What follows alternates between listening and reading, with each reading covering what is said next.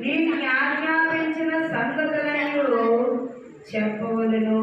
హల్లెలూయా, హల్లెలూయా, హల్లెలూయా.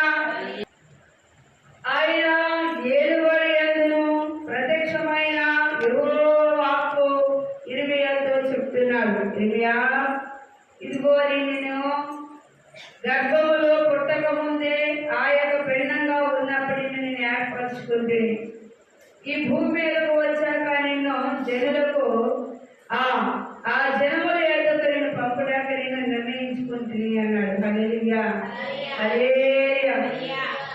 ఇవి అంటున్నాడు, అయ్యా నేను చిన్న బాలు, నా మాట ఎవరు వింటారు? నేను ఏమి చెప్పిన వాడు వినరు అని అన్నాడు. బాలుడు అన్న మాట నీ నోటన రానియకు, నేను నీకు తోడై ఉన్నాను. బాలుడు అన్న మాటలు అనొద్దు అన్నాడు. ఎందుకంటే పిల్లరా, జనములు ఎవరు కూడా నామం ఎరగల వారు కాదు. నేను వారిని తెలుగుని పంపుచున్నాను. దేవుని స్తోత్రము, హల్లెలూయా. అందుకే ఇక్కడ ఇర్మీయాతో మాట్లాడుతున్నాడు దేవుడు.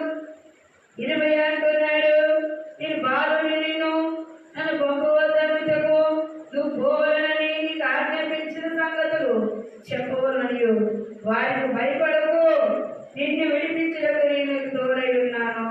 హల్లెలూయా, హల్లెలూయా.